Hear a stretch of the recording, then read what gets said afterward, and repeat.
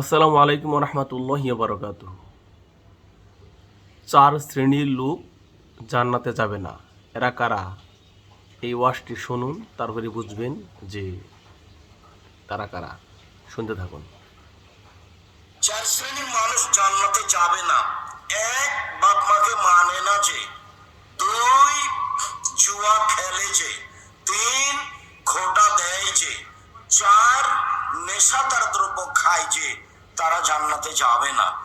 4 শ্রেণীর মানুষ জান্নাতে যাবে না। দেখছেন, এই 4টি কাজের ভিতরে কে কে আছেন তারা সবাই এ থেকে বেরিয়ে আসুন। দুনিয়ার অল্প কিছুদিন সময় ক্ষণস্থায়ী জীবনের ভিতরে এসে এত কিছু আমাদের টালবাহানা, এগুলো বাদ দিয়ে বেরিয়ে আসতে হবে। আমাদেরকে সঠিক ইসলাম মানতে হবে।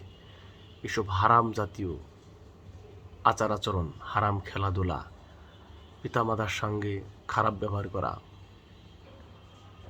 জুয়া, মদ, এগুলো থেকে আমাদের বেরিয়ে আসতে হবে। আমাদেরকে চিরস্থায়ী জীবনকে পেতে হবে। চিরস্থায়ী জীবন কোনটা? শান্তির জীবন, অর্থাৎ জান্নাতকে পেতে হবে। চিরস্থায়ী আবার জাহান্নামা আছে, যে অনেকে যারা খারাপ কাজ করবে, যারা ইসলাম মানবে না, তারা এর বিরুদ্ধে হয়তো ভালো বললাম চিরস্থায়ী জাহান্নাম করে দিতে পারেন।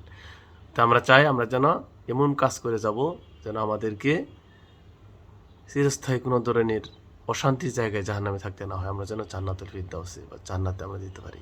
আমাদেরকে সেই কাজ করতে হবে। আসুন আমরা যেন এই ভিডিওর ভিতরে যেসব কথাবার্তা হলো, যে কি করলে কি হয়, জাহান্নামে গেলে জাহান্নামে যাবে, কোন কাজ করলাম, এইসব কাজ থেকে আমরা যেন বিরত থাকতে পারি। আল্লাহ রাব্বুল আলামিন আমাদেরকে সকলকে যেন তৌফিক দান করেন। আসসালামু আলাইকুম ওয়া রাহমাতুল্লাহি ওয়া বারাকাতুহু।